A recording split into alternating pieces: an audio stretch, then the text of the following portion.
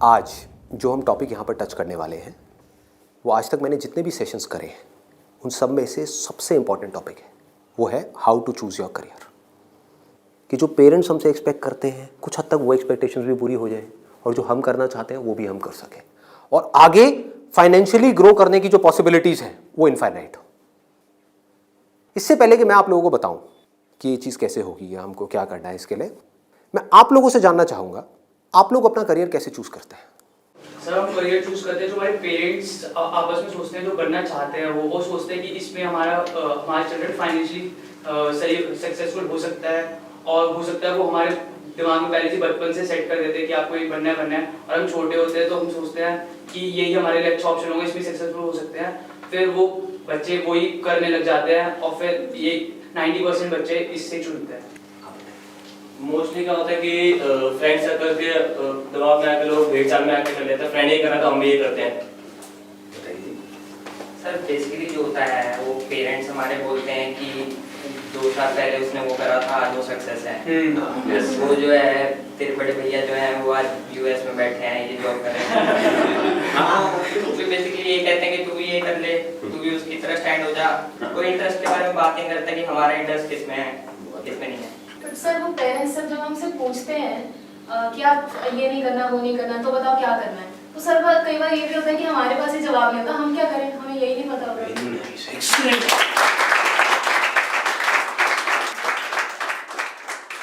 इसमें गलती पेरेंट्स की भी नहीं है।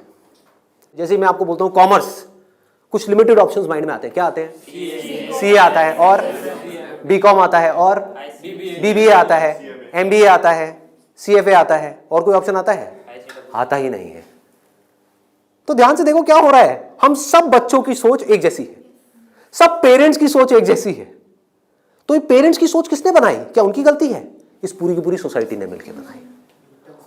पेरेंट्स की सोच बनी और पेरेंट्स से बचपन से आज तक जो उन्होंने सुना देखा करा वहां से आपकी सोच बनी आपके पेरेंट्स से। तो अल्टीमेटली आप में और आपके पेरेंट्स में कोई फर्क नहीं है, उनको ब्लेम मत करो। आपकी सोच भी उनके जैसी ही है। अगर नहीं है तो बताओ कोई और ऑप्शंस। नहीं आते ना माइंड में? साइंस में बोलता हूं, साइंस बैकग्राउंड, क्या ऑप्शंस आते हैं माइंड में? इंजीनियरिंग। इंजीनियरिंग में भी क्या आता है? जैसे इंजीनियरिंग वर्ड आता है क्या आता है माइंड में? आईआईटी आता है, ठीक है। मेडिकल में क्या आता है? एमबीबीएस, सर्जन्स, और कुछ? No sir. बस यही है। देखो हमारी सोच कितनी लिमिटेड हो गई है। माइंड में कुछ आता ही नहीं है तो करेंगे कैसे? आपके माइंड में कुछ आएगा तभी तो वो चीज होगी। अगर माइंड में हिमालय नाम का पहाड़ होगा तभी तो उस पर चढ़ोगे। माइंड में हिमालय है ही नहीं तो कैसे चढ़ोगे? वहां तक जाना तो बहुत दूर की बात है। क्या करोगे? तो क्या होगा आपके साथ में? वही जो उन सब लोगों के साथ में हो रहा है जिनकी सोच ऐसी है। अपने आसपास में देख लो क्या हो रहा है उन लोगों के साथ में। अगर हम चाहते हैं हमारे साथ में कुछ अलग हो तो हमें क्या करना पड़ेगा? अपनी सोच को तोड़ना पड़ेगा। सबसे पहले समझेंगे कि एग्जैक्टली हो क्या रहा है, फिर ये देखेंगे कि हम क्या कर सकते हैं और क्या करना है। इसको आप पीछे सर्कुलेट कर दीजिए।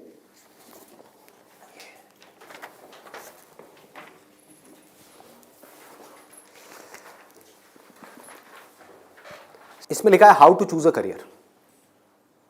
अच्छा, पढ़ाई में हमको आगे बढ़ने के लिए मान लो जैसे मैंने बोला साइंस बैकग्राउंड, तो माइंड में क्या आया? इंजीनियरिंग आया, इंजीनियरिंग से आईआईटी आया, आईआईटी से कोटा आया, या और ये जो तैयारी वाले इंस्टीट्यूट्स हैं वो आए, वहाँ पर जाओ, जा करके तैयारी करो, यही सब होता है। तो अब अगर आपको इस रास्ते पे सक्सेसफुल होना है कि मतलब आपको आईआईटी में पहुँचना है, आईआईएम्स में पहुँचना है, मेडिकल में टॉप कॉलेज में पहुँचना है, तो क्या चाहिए? हार्डवर्क से काम हो जाएगा। आराम से सोचो, आराम से सोचो। ये जो सोच है ना हमारी वो बड़ी खतरनाक बनी हुई है। उसी सोच पे क्वेश्चन मार्क लगाना है। हार्डवर्क सबसे ज्यादा कौन करता है? एक रिक्शे वाला, लेबरर सक्सेसफुल हो जाता है वो। ऐसे बच्चे देखे हैं जो बहुत हार्डवर्क करते हैं और तब भी नहीं हो पाता उनका, और ऐसे बच्चे हैं जो इतना हार्डवर्क नहीं करते हैं, अपनी लाइफ में एक बैलेंस बनाते हैं, मतलब घूमते फिरते भी हैं, मजे भी करते हैं, साथ साथ में पढ़ाई भी करते हैं और वो टॉप कर जाते हैं। तो इसका मतलब क्या है? हार्डवर्क पे क्वेश्चन मार्क लगाओ। हार्डवर्क इंपॉर्टेंट है, लेकिन हार्डवर्क भी अगर सही डायरेक्शन में ना किया जाए तो बकवास है। समझ रहे हो? सक्सेस यहां है, आप वहां भाग रहे हो पूरी जान लगा करके पागलों की तरह, कभी सक्सेसफुल हो सकते हो? हार्डवर्क तो कर रहे हो, क्यों नहीं हो सकते? डायरेक्शन ही गलत है। सबसे पहले क्या चाहिए? एक सही डायरेक्शन चाहिए, सबसे पहले, मोस्ट इंपॉर्टेंट। मतलब कि जिस डायरेक्शन में हम भाग रहे हैं, पहले हमको उसको समझना है कि हम सही डायरेक्शन में भी भाग रहे हैं या इसलिए भाग रहे हैं क्योंकि सब भाग रहे हैं। या ये कहो, हो सकता है ये जो सब भाग रहे हैं उसमें से कुछ लोगों के लिए वो डायरेक्शन सही हो, हमारे लिए गलत हो। समझ पा रहे हो? पता कैसे चलेगा कि कैसे पता लगेगा? एक्सीलेंट। देखो क्या है, सिर्फ दो पैरामीटर्स हैं जिसके ऊपर हमको दिमाग लगाना है। एक है कंपटीशन, एक है कंसंट्रेशन पावर। जहां पर भी कंपटीशन ज्यादा है, मतलब क्या है कि वहां पर लाखों बच्चे ट्राई कर रहे हैं, होना कितनों का है? 1%, 2%, 3%। रियलिटी है। मैं कुछ भी हाइपोथेटिकल बात नहीं करूंगा। क्या ये जो लाखों बच्चे ट्राई करते हैं, कोई भी ये सोच करके ट्राई करता है, लाखों रुपए जा करके कोचिंग इंस्टीट्यूट में स्पेंड करता है कि मेरा नहीं होगा? देखो कितना मजेदार है। मतलब लाखों को यह लग रहा है कि हमारा हो जाएगा। तो अब सबसे पहला यहां पर जो क्वेश्चन पूछना है, जो ना अभी पेरेंट्स पूछ रहे हैं ना बच्चे खुद पूछ रहे हैं, वो अपने आप से पूछना है। वो ये कि मेरी कंसंट्रेशन पावर्स कैसी है। सिंपल है ना? इसमें कोई कॉम्प्लिकेटेड है? कि अगर आपको इन कॉम्पिटिटिव एग्जाम्स में कॉम्पीट करना है, दिन में 10-10 घंटे पढ़ना है, 15-15 घंटे पढ़ना है, उससे भी काम नहीं होने वाला, क्योंकि बहुत लोग पढ़ते हैं फिर भी नहीं कर पाते। तो इसका मतलब क्या है? आपको अपने आप से सच बोलना होगा। अब ये बड़ा टेढ़ा काम है, क्योंकि दुनिया में हमारी आदत क्या पड़ी हुई है? झूठ बोलने की। हाँ, किसी से भी जाकर के पूछो, हाँ भाई तेरे में पोटेंशियल है, कर लेगा आईटी? हाँ मैं तो कर लूंगा, मैं तो कर लूंगा। फिर हुआ क्यों नहीं? हुआ क्यों नहीं? अरे वो लक साथ नहीं हो पाया, कोई वजह होगी, नहीं हो पाया। मतलब क्या था? डायरेक्शन ही गलत थी, स्टार्टिंग ही गलत हो गई। अब आप कैसे ये डिसाइड करोगे कि आपकी कंसंट्रेशन पावर स्ट्रांग है या नहीं है? माइंड की थोड़ा सा डेप्थ में जाते हैं। कैसे डिसाइड करोगे? जब भी आप किसी कॉम्पिटिटिव एग्जाम में कॉम्पीट कर रहे हो, तो आपको ये देखना होगा आपके कॉम्पिटिटर्स कौन है। फॉर एग्जाम्पल, आप एक रेस में भाग रहे हो, आपके साथ में कोई एथलीट है जिसने 10 साल प्रैक्टिस करी है रेस में भागने की। आप कभी नहीं भागे, धीरे धीरे जॉगिंग करी है, लेकिन रेस में कभी तेज नहीं भागे। जीत पाओगे उससे? करो हार्डवर्क। वो 10 साल से भाग रहा है और वो रुकने वाला नहीं है, उसके पास में पूरा का पूरा एक मोमेंटम है। वो अगले 2 साल तक भी ऐसे ही भागने वाला जैसे वो 10 साल से भागता आया है। आप अभी भागना शुरू कर रहे हो। तो पहले अपनी कंसंट्रेशन पावर्स को कंपेयर करना है किसी और के साथ। That is going to be a realistic solution. एक है थियोरेटिकल सोल्यूशन। थियोरेटिकल क्या है? माँ बाप कह रहे हैं बच्चों को भागो, बच्चे भी अंदर से कह रहे हैं भागो। यही हो रहा है। करेंगे करेंगे करेंगे करेंगे करेंगे, चार्ज अप हुए पड़े हैं पागलों की तरह। इनको ये नहीं समझ पा रहा कि मेरे अंदर वो स्ट्रेंथ है भी या नहीं है। बहुत बारीक बात है, अगर इसको हमको समझ आए तो। एक बॉक्सिंग रिंग में आप हो, ठीक है, तो सामने देखो कि जो बॉक्सर है वो है कौन जिससे आप लड़ने के लिए जा रहे हो। इसी को तो कंपटीशन बोलते हैं। तो अगर उस कंपटीशन को आपको जीतना है, और जीतना ही है, हारना किसको है? किसको अपने माँ बाप के पैसे डुबोने हैं? किसको अपनी लाइफ खराब करनी है? जीतना ही है। तो जीतने का क्या तरीका है? पहले अपने कॉम्पिटिटर्स की स्ट्रेंथ को समझ जाओ। समझ लो कि आप कॉम्पीट कर किसके साथ में रहे हो। वो कैसे समझोगे? रियलिस्टिकली अपने आप से पूछो, अपने स्कूल के बैकग्राउंड के बेस पे या जो भी आज तक आपने किया है उसके बेस पे। कुछ बच्चे होते हैं जिनको एक चैप्टर है, मान लो एक बुक में, उसको पूरा याद करने में या समझने में 1 घंटा लगता है। आपको कितनी देर लगती है? 5 घंटे, 6 घंटे, 10 घंटे या आधा घंटा? ये पूछो अपने आप से। Then you will be able to जज your strength in comparison to your competitors. ये जो 13 लाख बच्चे हैं, इसमें से 10% बच्चे ऐसे हैं जिनकी कॉन्सेंट्रेशन पावर्स एक्स्ट्रा ऑर्डिनरी है। उनसे अगर आप कॉम्पीट कर रहे हो तो एटलीस्ट आपकी कॉन्सेंट्रेशन पावर्स एक्स्ट्रा ऑर्डिनरी होनी ही चाहिए। और कॉन्सेंट्रेशन पावर एक दिन में एक्स्ट्रा ऑर्डिनरी नहीं होती है, ये प्रैक्टिस है। मतलब उन्होंने कई सालों तक इसकी प्रैक्टिस करी है, तब जाके उनकी कॉन्सेंट्रेशन पावर एक लेवल तक पहुंची है। तो आप अपने आप से ईमानदारी से सवाल पूछो तो सही कि आपकी कॉन्सेंट्रेशन पावर है कैसी। अगर एक्स्ट्रा ऑर्डिनरी है और आप ऐसे कंपटीशन में जा रहे हो जहां पे कंपटीशन बहुत हाई है, तो आपके सक्सेसफुल होने के क्या चांसेस हैं? क्या 100% है? पूछो अपने आप से। दिमाग को खोलो। दिमाग बंद हुआ पड़ा है लोगों का। आईआईटी में लोग कहाँ से आते हैं? सिर्फ दिल्ली से आते हैं, सिर्फ बॉम्बे से आते हैं? कहाँ से आते हैं? ऑल ओवर इंडिया से। मान लो 1 लाख बच्चे ऐसे हैं इंडिया में अलग अलग स्कूल्स में जो अपनी अपनी क्लास में टॉपर हैं। उनको क्या लग रहा है कि मेरी स्ट्रेंथ बहुत तगड़ी है। ये बात हो रही है टॉपर्स की। लेकिन जब वो जाएंगे कॉम्पीट करने तो और भी ऐसे टॉपर्स आए होंगे जो उनसे भी आगे होंगे। आप समझ गए? तो यहां पे आपने क्या किया? एक बहुत बड़ा काम कर दिया, अपने आप से सच बोल दिया और यही सच जा करके अपने घर वालों को बोल दिया। इससे क्या होगा? आप एक ऐसे कंपटीशन से बच सकते हो जहां पर आपके हारने के चांसेस बहुत ज्यादा है, क्योंकि एक्चुअल में कंपटीशन है किसके बीच में? देखो, उन लोगों के बीच में जिसमें पोटेंशियल है। एक रेस हो रही है ओलंपिक्स में, वो किसके लिए है? जिसने बहुत प्रैक्टिस करी है, जिसके अंदर पोटेंशियल है, स्टैमिना है, फोकस करने की पावर्स है, डिस्ट्रैक्शन से वो अपने माइंड को हटा सकता है, उसके लिए है ना। सबके लिए तो नहीं है। अगर सबको भगा दिया जाए उस रेस में तो क्या होगा? क्योंकि उसमें जीतने के बाद गोल्ड मेडल मिलता है, अखबार में फोटो आती है। अखबार में फोटो आती है ना, इन कोचिंग इंस्टीट्यूट्स की फोटो आती है, नाम लिखे होते हैं, ऑल इंडिया रैंक ये है, ये है, ये है। उसको देख करके क्या होता है माँ बाप की हालत? उनको उसकी फोटो नहीं दिख रही होती, अपने बच्चे की फोटो दिख रही होती है। यहाँ पे आने वाले इतने साल बाद मेरे बच्चे की फोटो होगी, मेरी बेटी की फोटो होगी, उसकी ये रैंक होगी। यहाँ से क्या हो रहा है? हम अननेसेसरी अपनी एक ख्याली दुनिया खड़ी कर रहे हैं। पेरेंट्स ने अपने दिमाग में एक ख्याल बना लिया। अब यहाँ तक प्रॉब्लम नहीं है, उन्होंने वही किया जो होना था, सबके साथ होता है। कौन नहीं चाहेगा? गड़बड़ कहाँ हुई? आप भी इस खेल को नहीं समझ पाए, आप समझ ही नहीं पाए हो क्या रहा है। ये जो कोचिंग इंडस्ट्री है आज की डेट में 1.5 लाख करोड़ की इंडस्ट्री है। ये पैसा कहाँ से आ रहा है?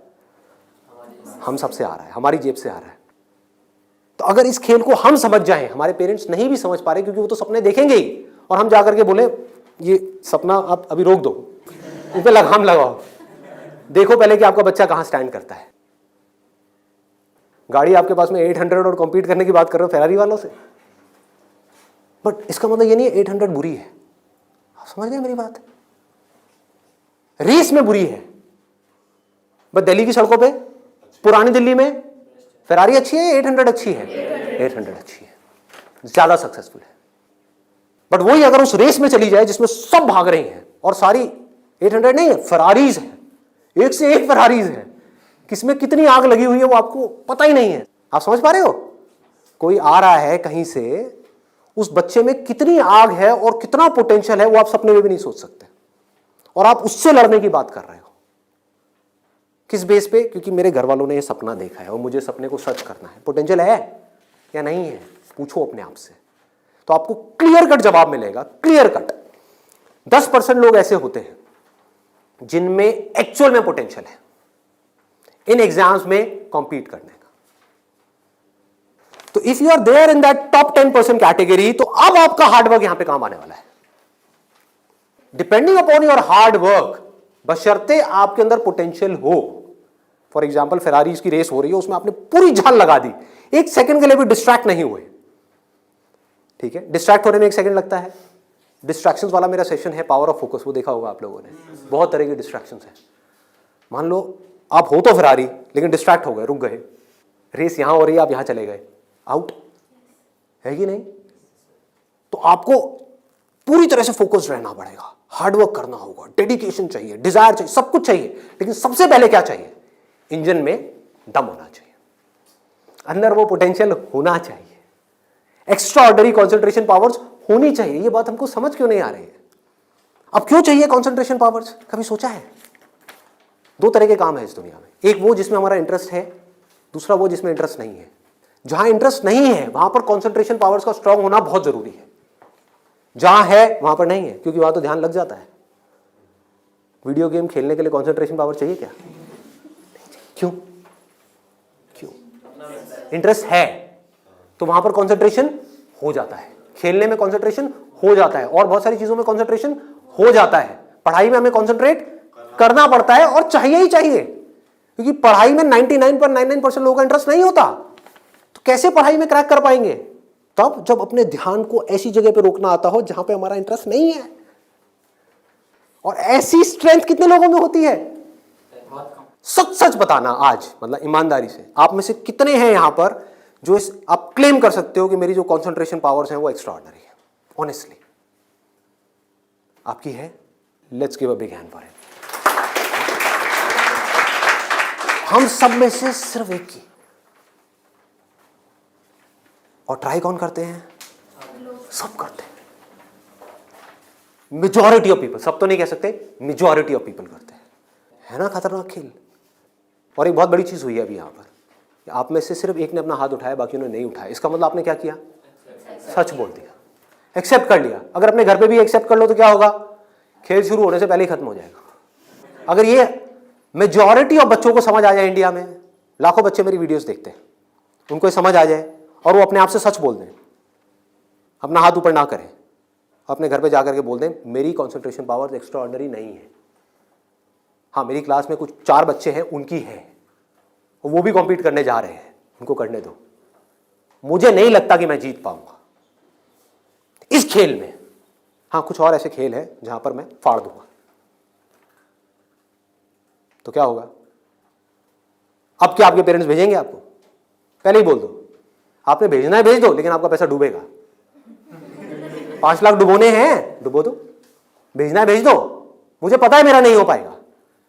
ये झूठ है, ये नेगेटिव थिंकिंग है, या ये रियलिस्टिक थिंकिंग है? देखो समझो, realistic thinking, that is the biggest thing जो हमको समझना है। पॉजिटिव थिंकिंग का लोग मतलब क्या निकालते हैं कि मेरे पास में मारुति 800 है और मैं ये एक्सेप्ट ही ना करूं कि मेरे पास में मारुति 800 है, मैं अपना ख्याल बना लूं कि मेरे पास में फेरारी है और जाकर के कॉम्पीट करूं ऐसे लोगों के साथ में जिनके पास में एक्चुअल में फेरारी है। फर्क पता लग रहा है? और ऊपर से अपने आप को पॉजिटिवली अंदर से मोटिवेट करता रहूं। घर वाले भी मुझे रोज फोन करके, नहीं बेटा तू कर सकता है, कर सकता है, कर सकता। रियलिटी को देखो ही ना, अपनी स्ट्रेंथ को देखो ही ना, अपनी आंखें बंद कर लो, सच बोलो अपने आप से। जीत सकते हो तो लड़ो, नहीं जीत सकते तो कोई ऐसी जगह पे जाओ जहां पे आप जीत सकते हो, या बेटर स्टिल जहां पे कोई कंपटीशन ही ना हो। आगे बढ़ते हैं। दूसरा क्या है? ये तो हो गई पहली कैटेगरी, एक्स्ट्रा ऑर्डिनरी, जो यहां पर अभी कोई भी नहीं मिला, सिर्फ एक मिला है। दूसरा है ऑर्डिनरी। 90% लोग एक क्लास में, 90% स्टूडेंट्स इंडिया में वो इस सेगमेंट में आते हैं। अब मजे की बात क्या है, ये जो कोचिंग इंस्टीट्यूट्स हैं, इनकी दुकानें कैसे बच्चों से चल रही है? ऐसे बच्चों से। कुछ रोल मॉडल्स दिखा करके, देखो हमारे इंस्टीट्यूट से ये है, उन्होंने ये कर दिया, जनता को लेकर के आएंगे, जितनी ज्यादा भीड़ आ जाए उतना अच्छा। तो इस पूरी प्रॉब्लम को अगर सॉल्व करना है तो कौन करेगा? एक स्टूडेंट ही कर सकता है। आप चाहो तो स्टैंड ले सकते हो। स्टैंड मतलब क्या? सच बोल दो। ऑर्डिनरी लोग 90% ये कहां जा रहे हैं? हाईली कॉम्पिटिटिव फील्ड्स में जा रहे हैं। क्यों जा रहे हैं? क्योंकि सब जा रहे हैं, क्योंकि उन्हें लग रहा है कि मेरा हो जाएगा। मैं ये नहीं कह रहा कि अगर आप ऑर्डिनरी हो और एक हाई कॉम्पिटिशन वाली फील्ड में जा रहे हो तो आपका नहीं होगा। I am not saying that the possibility is 0%, I am saying possibility is 1%। Genuine है, वो भी तब है अगर आप मेहनत करो तो। अगर वहां जाकर के मेहनत ही ना करो तब तो बिल्कुल नहीं होगा। अगर आप बहुत मेहनत करो तो 1%। क्योंकि मैं हिम्मत नहीं तोड़ूंगा ऐसे लोगों की। लाखों ऐसे स्टूडेंट्स हैं जो आज की डेट में ऐसा कर रहे हैं। बट ये वीडियो मैं सिर्फ अभी करंट सिचुएशन के लिए नहीं बना रहा, मैं आगे तक देख रहा हूँ।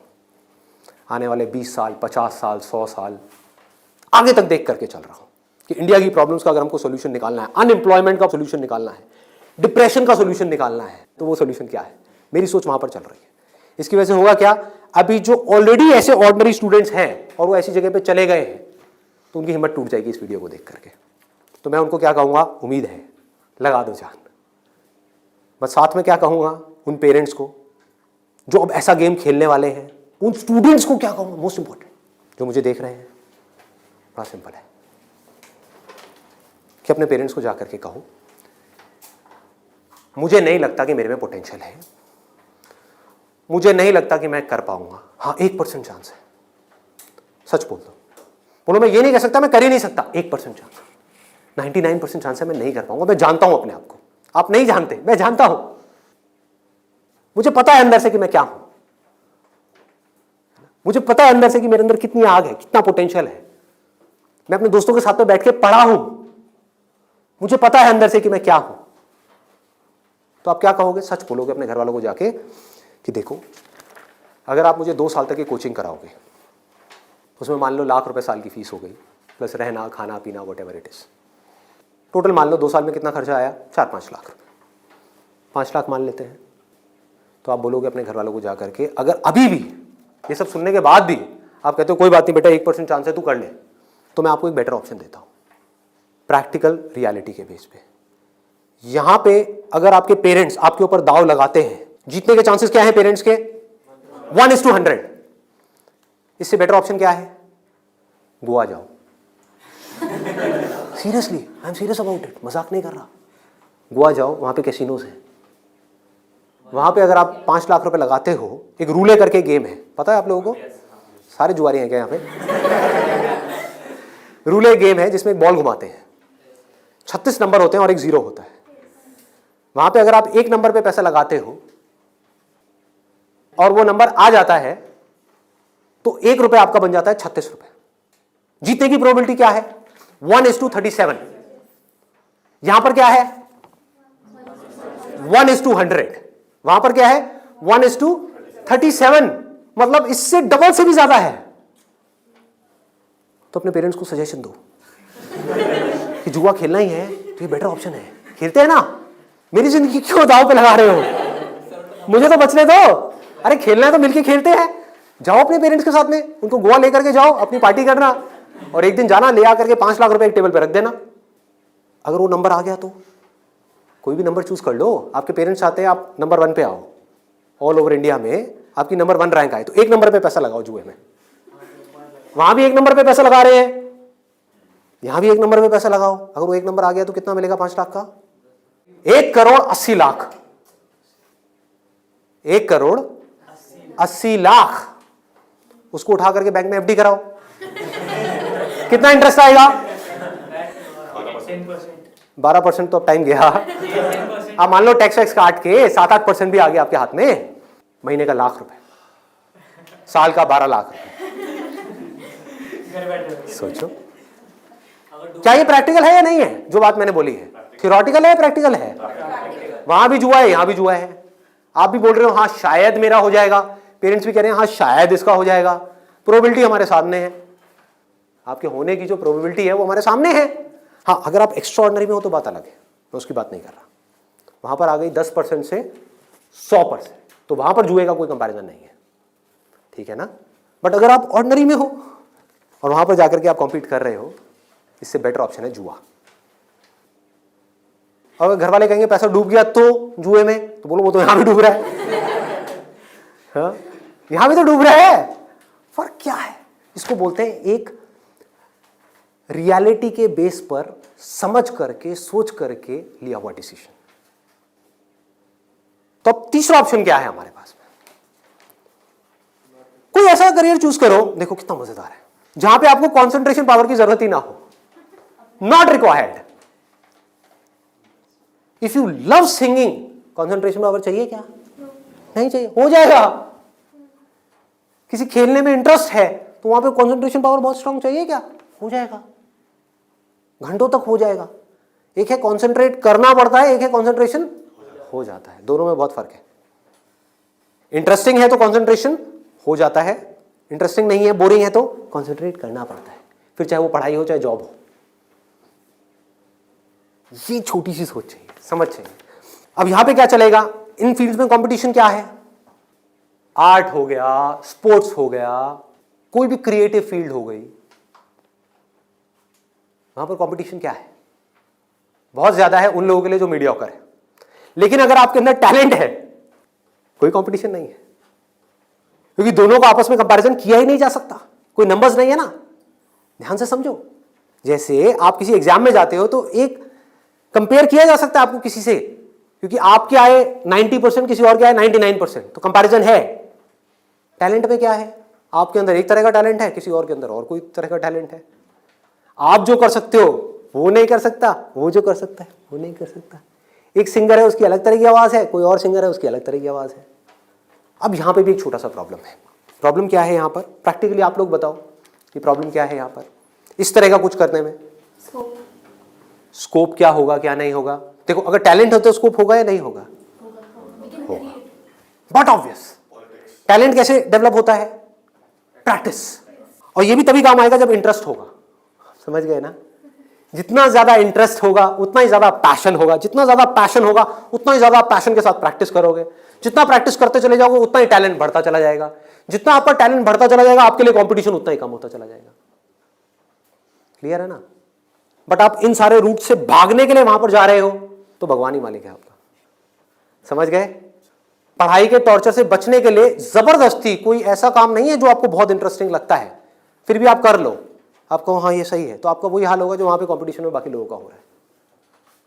मतलब आपको जेन्युइनली चूज करना होगा कोई ऐसा interest which you are extremely passionate about, extremely passionate about. ठीक है, इससे भी एक स्टेप आगे बढ़ते हैं। यहां पे प्रॉब्लम एक है बहुत सिंपल सी, जो मेरे पास में कमेंट्स आते हैं कि हमें पता ही नहीं है कि ऐसा इंटरेस्ट क्या है। I don't know what that interest is.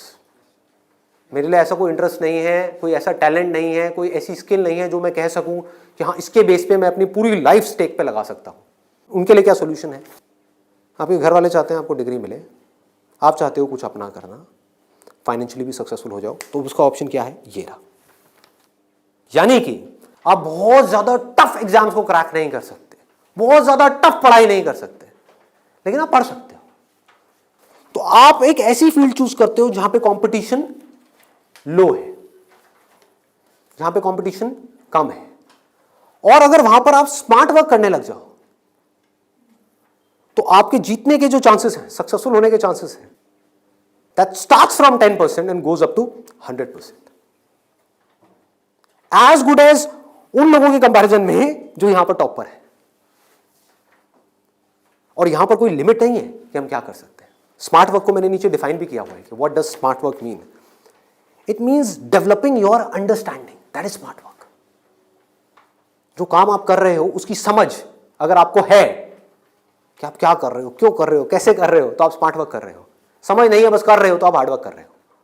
अब इसमें मैं आपको एक प्रैक्टिकल एग्जांपल देने वाला हूं। एक सिंपल सा करियर मैं आपको बता रहा हूं, फिजियोथेरेपी। सुना इसके बारे में सबने? अभी कुछ दिन पहले मेरी नेक में थोड़ा सा पेन हुआ, मैंने गूगल पे जाकर के सर्च किया physiotherapy services at home in my area. Locality मैं नहीं बताऊंगा नहीं तो लोग मेरे घर आ जाएंगे। तो मैंने सर्च किया, वहाँ पर ऊपर कुछ लिस्टिंग्स आई, कुछ वेबसाइट्स आई, उसमें एक डॉक्टर का नाम मुझे मिला, उनकी मैं वेबसाइट पे गया, वहाँ जा करके उन डॉक्टर के बारे में मैंने 2-3 मिनट पढ़ा, समझा, मुझे अच्छा लगा पढ़ करके, समझ करके। उनको फ़ोन किया, वो मेरे घर पे आए, उन्होंने मुझे 7 दिन तक फिजियोथेरेपी ट्रीटमेंट दिया। वो एक ट्रीटमेंट का लेते हैं 500 से 700 रुपये, कई बार 1000 रुपये भी लेते हैं, depending upon the complications and time involved. मेरे से उन्होंने लिए 500 रुपये। मैंने उनसे पूछा कि आप दिन में ऑन एन एवरेज कितने ट्रीटमेंट्स करते हो? उन्होंने कहा एक दिन का ऑन एन एवरेज मैं 8 से 10 ट्रीटमेंट्स करता हूँ। मैंने कैलकुलेशन करी, दिमाग चलाया, 8 से 10 का मतलब क्या हुआ? 4 से 5,000 रुपये एक दिन का, एक महीने का नहीं, एक दिन का। कितना हो गया एक महीने का? लाख से 1.25 लाख रुपए।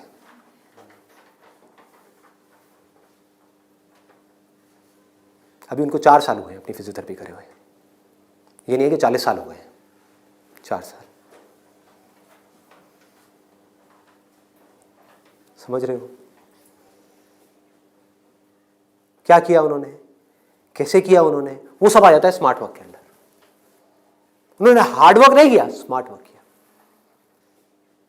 ज्यादातर लोग क्या करते हैं, एक हाईली कॉम्पिटिटिव फील्ड के अंदर जाकर के कॉम्पीट करते हैं, वहां होता है नहीं, जाकर के किसी लोकल कॉलेज में फंस जाते हैं, वहां से निकल करके जॉब के लिए धक्के खाते हैं। इसके आगे सोच बढ़ ही नहीं पाती है। जॉब नहीं मिल रही तो दुखी हो जाते हैं, उसके बाद में जब बहुत टाइम तक जॉब नहीं मिल रही होती तो जो भी जॉब होती है, जैसी भी जॉब होती है, कर लेते हैं। होता है प्रैक्टिकली ऐसा है? नहीं होता है। पढ़ाई करिए किसी फील्ड में, जॉब कर रहे हैं किसी और फील्ड में, मतलब जो वो पढ़ाई करी वो बेकार हो गई। स्मार्ट वर्क किसे कहते हैं? आप एक फिजियोथेरेपी कॉलेज में गए, कोई टॉप कॉलेज नहीं जहां पे अगेन कंपटीशन है, किसी लोकल कॉलेज से। क्योंकि कोई भी जब फिजियोथेरेपी कराता है तो पूछता नहीं आपने कौन से कॉलेज से किया है। मैंने नहीं पूछा, कोई नहीं पूछता। तो किसी भी कॉलेज से अच्छे से जा करके आप स्टडी करके आ गए, डिग्री लेकर के आ गए, आप कहीं भी जाओगे कभी भी आपको जॉब तो मिल ही जाएगी, जो सुन करके आपके घर वाले कन्विंस हो जाएंगे, कहेंगे हाँ ठीक है, एक बैकअप प्लान तो है। तो एक ऐसा रास्ता जहां पर वर्स्ट के सिनेरियो में आपको जॉब भी मिल जाए, लेकिन बेस्ट के सिनेरियो की कोई अपर लिमिट ना हो। अब बात आती है कैसे करोगे आप इस चीज को। इसका स्कोप देखो कि आने वाले टाइम में अभी जितनी तेजी से मोबाइल, लैपटॉप, कंप्यूटर, सब लोग इस तरह भाग रहे हैं, सबके ये प्रॉब्लम्स आनी ही आनी है। बैक में प्रॉब्लम आनी ही आनी है, नेक में प्रॉब्लम आनी ही आनी है, और पता नहीं कितनों को कितनी आनी आ भी रही है। आपके घर में भी जो आपके पेरेंट्स हैं उनको सबको कहीं ना कहीं दर्द होगा। तो आपने पहले तो ये समझा कि हाँ इसका स्कोप कभी कम नहीं होने वाला, बढ़ने ही वाला है, ठीक है। इसमें कंपटीशन भी बढ़ेगा जब स्कोप ज्यादा है तो, लेकिन किन लोगों के लिए बढ़ेगा? जो हार्ड वर्क कर रहे हैं, लेकिन जो स्मार्ट वर्क को समझ पा रहे हैं वो कुछ भी कर सकते हैं। तो आप क्या कर सकते हो? आपने कहा कि सिर्फ इससे काम नहीं चलने वाला, वो मुझे समझ आ रहा है, जैसे मैंने फिजियोथेरेपी का किया, सिर्फ इससे काम नहीं चलने वाला, तो इसके साथ में कुछ और चीजें भी हैं जो मुझे सीखनी पड़ेंगी। क्या सीखना पड़ेगा? जिसका हो सकता है इससे डायरेक्ट कोई कनेक्शन ना हो। 1 महीने का छोटा सा कहीं से वेबसाइट डेवलपमेंट का कोर्स कर लिया और ऑनलाइन मार्केटिंग का, कि ऑनलाइन मार्केटिंग कैसे करते हैं। गूगल में जब भी आप कुछ सर्च करते हो तो वहां पे एड्स आती हैं, उसको बोलते हैं गूगल एडवर्ड्स। ये किस तरह से काम करता है? आपने कहा ऑनलाइन मार्केटिंग मैंने सीख ली, उसके अलावा मुझे अपनी कम्युनिकेशन स्किल्स पे काम करना होगा, क्योंकि अगर मैं कहीं जा रहा हूं, किसी से बात कर रहा हूं और मैं बेवकूफ लग रहा हूं बात करने में, तो कोई मुझे दोबारा क्यों बुलाएगा? तो आपने क्या किया? कम्युनिकेशन स्किल्स का एक कोर्स किया 1 महीने का, उसके अलावा इंग्लिश स्पीकिंग का एक कोर्स किया 6 महीने का या 1 साल का। इस सबसे हो क्या रहा है? आप एज एन इंडिविजुअल बेटर बनते चले जा रहे हो। उसके बाद में धीरे धीरे आप अपनी एक क्लाइंटेल बनाओगे। शुरू में मान लो आपको दिन में 2 या 4 लोगों ने बुलाया, वर्स्ट केस सिनेरियो मान लो ना, घर से आप ऑपरेट कर रहे हो, अभी आपने कोई अपना क्लिनिक नहीं बनाया है, घर से आप ऑपरेट, और ये कोई थ्योरेटिकल बात नहीं है, ऐसे बहुत सारे लोग हैं जो ऑलरेडी ये काम कर रहे हैं, बहुत लोग कर रहे हैं। अपने नाम को मल्टीपल वेबसाइट्स में आप लिस्ट कर दोगे, इनको डायरेक्टरीज बोलते हैं, ऑनलाइन डायरेक्टरीज।